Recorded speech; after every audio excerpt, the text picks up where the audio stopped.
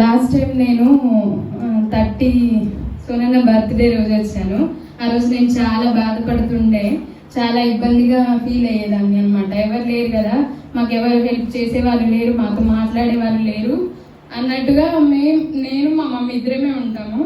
అందువల్ల నేను చాలాసార్లు లోన్లీగా ఫీల్ అయ్యేదాన్ని అనమాట. ఎవరు లేరు కదా మనకి, మన తోడువారు అంటే కనీసము చెప్పుకోవడానికి కూడా ఎవరు లేరు అని ఎన్నోసార్లు ఫీల్ అయ్యాను నేను. అప్పుడు ఇక్కడికి వచ్చాను, నేను ఒక్కదాన్నే వచ్చాను. ఆ రోజు మమ్మీ ఉంది కానీ నేను ఒక్కదాన్నే వచ్చాను. దేవా నువ్వు ఈరోజు నాతో మాట్లాడు ఎట్లయినా చేసి అని ఆ రోజు నేను మాట్లాడి ప్రేయర్ చేయించుకుందామని వచ్చాను. ఆ రోజు ప్రేయర్ అంతా అయిపోయింది. అక్క నన్ను ఇంటికి తీసుకెళ్ళింది. ఇంటికి తీసుకెళ్ళిన తర్వాత అక్క ప్రైజ్ చాలా ఆ రోజు వామిటింగ్ చేసుకొని చాలా ఇబ్బంది పడింది. నైట్ అంతా నిద్రపోలేదు. అయ్యో నా వల్ల ఇట్లా అయిపోయిందా ఏంటి నేను అనేసి నేను ఆ రోజు ఫీల్ అయ్యి, ఆ రోజు నెక్స్ట్ డే సండే ఉండే, అయినా కానీ నేను సండే రోజు ఉండాలనిపించలేదు. అక్క లేవకముందే నేను వెళ్ళిపోయాను అనమాట. మా ఊరికి వెళ్ళిపోదాము, అసలు ఎందుకు ఇలా అయిపోయింది అనేసి నేను వెళ్ళిపోతే అక్క నాకు ఫోన్ చేసింది తర్వాత. అరే అది అలా జరగడం నీ వల్లనే, నువ్వెందుకు అనుకుంటున్నావు, ఒకవేళ నీ వల్ల అయినా కానీ నేను నిన్ను విడిచిపెట్టను కదా అని అన్నది. ఆ రోజు ఆ మాట నాకు చాలా హ్యాపీగా అనిపించింది.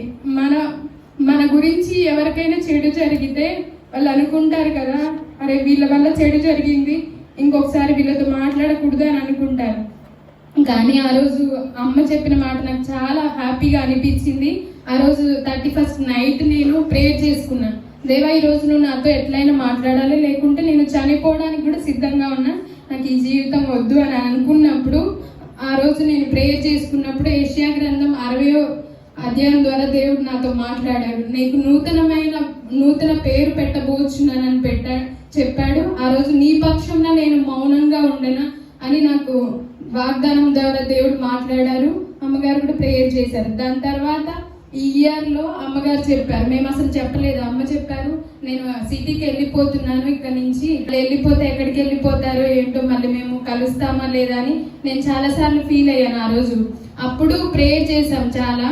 అప్పుడు యూత్ చిన్నపిల్లల కోసం ప్రేయర్ పెట్టినప్పుడు మేము వచ్చాం. 3 days 4 days వంట చేయడానికి వచ్చినప్పుడు అమ్మ పిలిచి మమ్మల్ని, అరే దేవుడు మీ దగ్గర సువార్త స్టార్ట్ చేయమని చెప్తున్నాడు అని చెప్పారు అమ్మగారు. మేము చాలా హ్యాపీగా ఫీల్ అయ్యాము. దాని తర్వాత చాలా శ్రమలు వచ్చినాయి మాకు, మేమే విశ్వాసం లేకోకుండా ఉండడం అట్లా కోల్పోయాము. కానీ అమ్మ మమ్మల్ని బలపరిచి దాని తర్వాత ఆగస్టులో అక్కడ స్టార్ట్ చేయాలన్నది, సెప్టెంబర్లో స్టార్ట్ చేశారు. స్టార్ట్ చేసిన తర్వాత మా మమ్మీ మా అక్క దగ్గరికి వెళ్ళింది. డెలివరీ అయితే మా అక్క దగ్గరికి వెళ్ళింది. అయితే నాకు చాలా ఫీవర్ వచ్చింది. అసలు నాకు ఎంత ప్రాబ్లం వచ్చినా నేను మా మమ్మీకి చెప్పను, అక్కడ ఇబ్బంది అవుతుంది కదా మా అక్కకి చెప్పడం ఎందుకు అని. కానీ ఆసారి అసలు ఎందుకు అనిపించిందో తెలియదు, కానీ మా అమ్మకు ఫోన్ చేసి ఇప్పటికిప్పుడు ఎక్కువ మమ్మీ వచ్చేసేయి నాకు బాగాలేదు అని చెప్తే నెక్స్ట్ డేనే ట్రైన్ ఎక్కేసి వచ్చేసింది మా మమ్మీ. ఎప్పుడు ఫోన్ చేసి చెప్పదు ఇలా చెప్పింది అనేసి మా అక్కను వదిలిపెట్టి, పాపం చిన్న పాప 3 months పాపని మా అక్క చూసుకుంటుంది, దాన్ని చూసుకుంటుంది అనేసి తనని వదిలిపెట్టి వచ్చింది.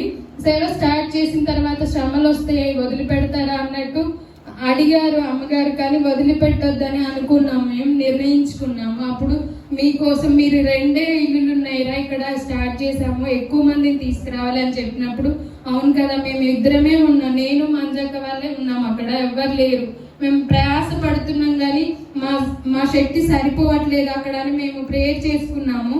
దాని తర్వాత నాకు పన్ను నొప్పి వచ్చింది. అసలు నేను 1 week మొత్తం అసలు నిద్రపోలేదు. అమ్మకు చెప్పాను, అమ్మ నాకు చాలా భయం, ఇంజక్షన్ అంటే కూడా భయం, నేను ఎప్పుడు వేయించుకోలేదు అంటే తీపించుకోరా అని చెప్తే నేను మొన్న వెళ్ళి తీపించుకున్నాను. దేవుడు సక్సెస్ఫుల్గా అది తీసేసేలాగా చేశాడు. ఏ నొప్పి లేకోకుండా 4 injections ఇచ్చాడు నాకు, మత్తు ఇంజెక్షన్స్.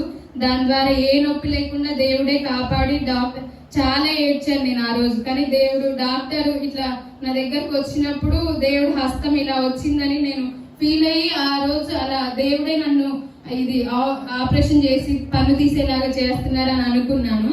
నిన్న ప్రేయర్ చేసుకుని మేము పడుకున్నాము. దేవా మాతో ఈ ఇయర్ మొత్తంలో ఒకరోజు సండే రోజు వంటంతా చేసాము, అయిపోయింది, ప్రేయర్కి లేట్ అవుతుంది అనేసి నేను హీటర్ పెట్టుకున్నాను.